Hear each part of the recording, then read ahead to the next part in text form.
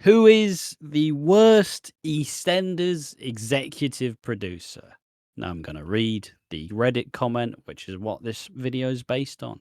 For me, it's a toss-up between John Sen, and I believe it's Shaun O'Connor, but I could be wrong with that second one. Dominic Treadwell-Collins is also one for terrible retcons. He should have stopped with just reviving Kathy. Harwood is up there and dismantling the Fowler family for no reason. Pauline in particular, and Brian Kirkwood for the baby swap, and who is shagging Kat. Yeah. Well, you can probably get away with that in the first minute. We probably can. It's a UK slang. I don't think Americans really care. But God, I like how they're talking. I know that people discuss the executive producers a lot more heavily, but I do not enjoy how they're saying their second name like most people remember who they are. Good Lord. Just to peel back the curtain, I tried to do this intro and I might include it at the very end of this video so you know how I feel. I butchered it completely because I couldn't remember their names because I don't know the executive producer's name. It's usually me going, I hate this era of EastEnders, and Ash goes, this was by Dominic Treadwell-Collins, okay? And I'm like, okay, thank you. So that's how it usually works. I can go first and then I'll read some comments, or I'll go first, you go second, and then I'll read some comments. I think the worst executive producer is the one who completely ruined Alfie Moon in my eyes, which you know who it is. Because I don't just fact check some of this stuff. Keep going. Just say on that. The reason why is because Alfie. That's John York. Jesus. John York, basically, right? So they had this brave decision in 2018 because obviously, if you want to know the timeline, Kat and Alfie get married in 2005. They leave. They go somewhere. I don't know where they go. They come back in 2010. They kind of have a rough patch. They break up in 2011, 2012. I think Alfie gets with Ronnie or Roxy. I think one of them is running the fake with him. Kat gets with Derek Brannon, and then obviously Derek Brannon passes away, and then Alfie and Kat awkwardly get back together, like Smush and Play-Doh together. They have kids, and then the BBC went, did we greenlight a show called Redwater? Yeah. Who do we have for that? Okay, let me just throw a dart at the wall. Let me see who we have. Alfie? Okay. Kat? Okay. It's also kind of funny because, like, oh, you know how everybody loves Kat and Alfie? What, in 2015? Yeah, remember everybody loves Kat and Alfie? Yeah, 10 years ago. Yeah, let's do Redwater. It'll be a really good idea. This is the perfect time to do it. It's like, and then it's not. And then I'd assume Redwater bombed like hard. It did not do well. I mean, they have just ceased to believe it exists. So yeah. And like the only thing I could say, the only spin-off that would actually work if you ever do a spin-off is if you just had a classic Phil and Grant miniseries. Or just classic. Yeah. Like the people who play Phil and Grant in the flashback episodes is probably what would work. Yeah, young Phil and Grant. Yeah. As I was saying, so obviously then I think Kat doesn't come back in 2017. She comes back in 2018. She has a little break for a year. And basically, what happens here is Big Mo is hosting a funeral because she said that Kat has died. And, oh, would you believe it? She's not dead. And then they scam people out of money. And you know who else is scamming people out of money? Speaking of coffins, Alfie Moon. And why is Alfie Moon doing this?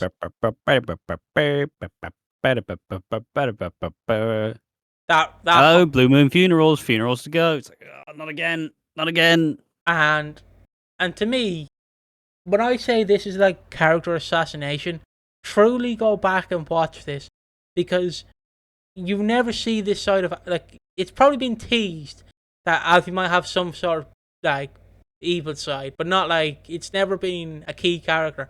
But my fucking Christ, this is literally like, I'm not even saying career assassination. This killed the character in my eyes. I can never look at Alfie again. Because what happens is he's selling coffins to people who aren't dead, and he's basically. I genuinely think he's selling deposits on funerals. Yeah, and that people aren't getting. Yeah, and then he's also bunked up with a new Slater, Haley, who I believe John York. We're going to talk about the character, not the actress. The actress can rot in hell. But I believe John York seen Hayley Stater's actress scrap in like a train station. I'm like, you're coming on the show. That's Yes. I think how she got the job. That was her casting. Yeah. I'm just gonna say that's probably Not one a of the good great. sign if they're having a very public fight. But you have to admit, imagine sitting there with Steve McFadden and your Hayley Slater. Steve, how did you get this job? Well, I showed up in a suit and I auditioned perfectly. You know, I told him how I wanted to feel. How did you get the job? Just scrapping in the train station in Paddington, you know, as you do. But yeah, so Hayley's now introduced, and we see a bit of a weird side because she has a kid called Cherry. We don't know who the kid is, but it's pretty obvious it's Alfie's. And then Jean finds out, and Jean has to keep it a secret, but she also has bipolar. And then for some reason, Ian's also dating Jean at this time as well. And then on Christmas Day 2018, Alfie goes to leave, but he wants a lock of Cherry's hair. Because Alfie, for some reason, likes having locks of baby's hair, of his children's hair. For some reason, I don't know. There probably is a reason, but I don't know. And what happens next is Kat finds out about Jean, and then is like, yo, why did you not let me know? Come on, Jean. And Jean's like, I was scared. And then Kat drunkenly sings songs in the Queen Vic, and then Stacey like meets her, and then Stacey's like, yeah, you alright, you alright? And she's like, yeah. It's just very awkward. And then obviously the infamous scene happens where Alfie goes upstairs, talks to Kat, and basically it de-escalates from there. And basically Alfie turns to Kat and says, you're the reason why you were assaulted at 15 or 13. You're the reason why you were groomed and abused by your uncle. Yep. And then you can literally see the moment where the character absolutely leaves the body, because then Alfie proceeds to get pushed on the stairs, hit his head off a nondescript log, and then basically flee Walford, never to come back until 2022. And I'll just basically say it in 2022, so Kat, come on, date me. And Kat's like, leave me alone. And then they do get back together in 2024. But yeah, that, sorry for the long tangent, but that is why I absolutely hate John York. Like, I never really liked Alfie as a character, but my god, if you watch 2018, you cannot look at Alfie the same. They've just, like, if it's not even a character assassination, it's like killing a character on square one. Like, just immediately, like, nuking it. Because he must have done something. It's absolutely terrible what they did to him. Yeah, I don't know why they decided to do that. I'll somewhat agree with that. I mean, there's a lot of stuff on my least favorite errors. Like, my least favorite errors were probably the, like, personally were the like Kate Oates, John Sen weird coalition that 2019 to like 2022, which really killed a lot of my love for the show. In terms of like actual impacts, John York was up there as well as. Actually, no, I'm thinking about Shaun O'Connor, who proceeded to kill off Abby, kill off Ronnie and Roxy, axe the Cokers as a family. He had the infamous storyline where the Duff was about like the bins. It's like there's a famous thing that people laugh at where is it? One of the notable storylines which received a negative reception was a storyline focusing on the bins in the square, which prompted criticism from reviewers calling it boring and resulted in parodies. But I mean, the one saving grace for Shaun O'Connor was he introduced the Taylors, but they were a dud anyways. Like Keanu, like Keegan, that's it. That's all you really got. But yeah, like he axed the Cokers, got rid of a lot, and generally people decided hate this. In terms of like actual like long term, Dominic Treadwell-Collins had like he kind of had a weird thing. Cause he did Who Killed Lucy, big storyline, but the aftermath of Who Killed Lucy. Yeah, I will quickly just. Because the original plan was it was going to be Jane. That's her name, isn't it? Yeah. Jane was originally going to be the killer of Who Killed Lucy. But they went, that's a bit too dark. But then it was going to be Cindy Jr. And then they went, okay, still a bit dark. And then the only way I can describe it is Dominic Treadwell-Collins shows up drunk. He wasn't drunk. I should clarify, he wasn't drunk. But I like to imagine he was drunk. He shows up to the meeting and goes, how about Bobby? And then they all went, yeah, okay, Bobby, it is. And to me, Bobby is the wrong choice in my eyes.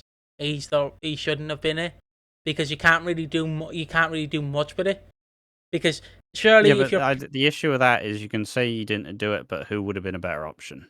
I still would have went with Jane. It would have been dark, but I would have went with Jane. Or you just, Yeah, but Jane's a bigger character than Bobby is the problem. I just don't know. I just don't Like, think. if it's basically to me, it's a toss up if you do it with Bobby or Cindy Jr. Probably Cindy. Because, And like, it would kind of fit with Cindy as a character and who her parent were. Like, kind of. I don't know. but like, There's probably more drama in it, especially they didn't really commit to it either. yeah, because But yeah, I think that typically is my. There's a stark change from like 2015 to 2016 in terms of like the stuff I enjoyed about the show, and a lot of the stuff I came to really appreciate also just slowly died off. Like, it's kind of, we always kind of mock this generally, but still, it's kind of funny how from year to year a lot of stuff would change, but like that general period where you have Max's, you had that initial plan where they were going to have Max's revenge storyline be 3 years long. 3 years of sad Max taking over the square, like I don't know, just a lot of nonsense in there, and also like killing off Ronnie and Roxy, killing off Abby, a lot of characters that really were gutted in this 2010s kind of period. But yeah, I don't know. who was the executive producer who killed off like Pat Butcher and all those people? Was that Dominic? I think it's either Brian Kirkwood or Lorraine Newman. Ah, can I read some? Yeah, go ahead, read. I'm just gonna turn on my light because it seems to be getting a bit dark until it's not anymore. So this is obviously that was originally by Kira, I think her name is. Yeah. That was the person who put the first comment. So spring rain chimes in, and I'll obviously read this, and Ash can. Oh yeah, no, 'cause that's how it usually works here. So spring rain 1221 says Dominic Treadwell-Collins for me. Dean's stupidly long, nonsensical storyline where I have to watch a year of Mick and Shirley while Linda was allowed to do nothing. Fair enough. Yeah, fair enough. The bizarre Claudette death and resurrection. I'm I don't know. Is that Claudette Hubbard? I'm not too sure about that. I'm sure it's true, but I don't have any like background of it. The entire Lucy murder aftermath and stitching up Max. Yes, yes. Like I said, the Who Killed Lucy stuff was really exciting inherently. It was a really exciting time. All the trailers were really big, and it brought a lot of people back in. It was a really gripping time for the show. But kind of like how people view Chris Clenshaw's The Six storyline, the build up to it was really exciting, but the aftermath was cheeks. It's the double-edged sword of doing whodunits, and I'm not going to do this point again, but like, I'll just use the phrase: everybody loves a whodunit, nobody loves the aftermath. Yeah, and I need help with this one because I have no idea. Gavin, everything with bloody Gavin and the retconning of Walford history. Right, so obviously Gavin is described as Sharon's biological dad, and obviously you'll remember it because they did the only reason Den said hello princess was because I told him. It's like, don't ruin it. It's like it's just like, and also him like playing a part with Kathy. They needed a reason for Kathy to flee the country and fake a death. And Gavin was the reason why. It was just weird. It was just, they thought he was going to be a really cool big character, but in turn, he wasn't. He was not. Yeah, I always wondered like why you would retcon why Den was saying like hello princess, because I always thought he just says it because if he's the king, like you said before, he's the king, she's the princess, basically, and Angie's just the Joker. So no one cares about Angie. Well, Den doesn't. But yeah, continuing on, Rampy and Mark Jr.'s father. I have no opinions on this. I don't know. Fat Boy's death and basically everything with Ronnie. Classic Fat Boy. Yep. I mean, Ronnie will always tell the story how she was excited to talk to the new like producers. I mean, I don't know. It may have swapped over at this point. You know, maybe this is just me like stretching. But it's always the Ronnie story where it's like, executive producer, can Ronnie stop being miserable? No, she's dead now. So, okay. okay. I think that may have been Shaun O'Connor, though. I could be wrong. I'll I don't know. continue reading on. Yeah. The random usage of abuse, like Denise abusing Patrick.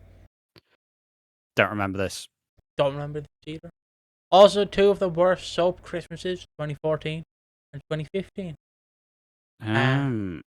What God, is what is where do we rank it on the list? I put it up. You have to put it up, I guess. Fuck, what is 2015's Christmas?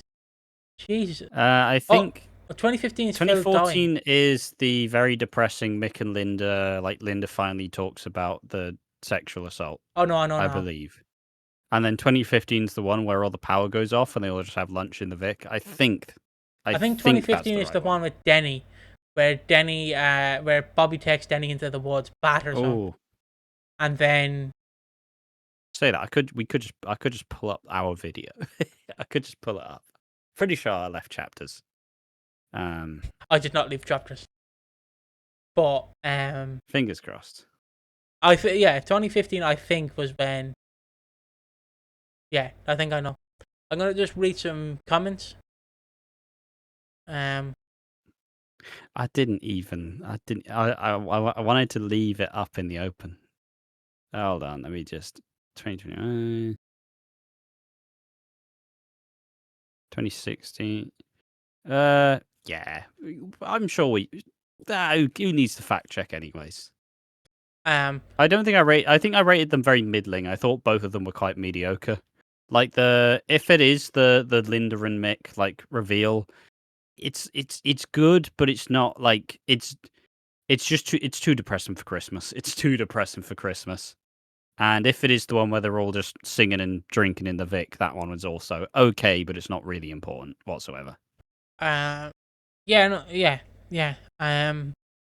Continuing on, it's Shaun O'Connor. The comments here says, Rand has always been Mark Jr.'s father since 1995.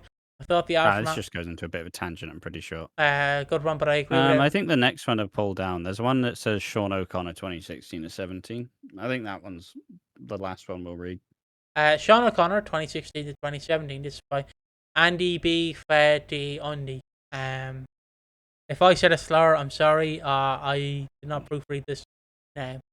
Shaun O'Connor 2016 to 17. This is by a landslide. He killed off Ronnie and Roxy, created the bin storyline, oversaw the major bus crash. I don't know why I'm saying bush crash. That killed no one. Unnecessarily recasting Michelle Fowler. No hate against the wonderful Jenna Russell, though. And the Magic Marv episode is still to this day is the worst episode of the show. Don't know what that one is. June Brown quit due to the direction of the show was going under O'Connor. The cast and crew, past and present, such as Barbara Windsor, Ross Kemp, and Danny Doyle, criticised his decision, and they were said to be unhappy.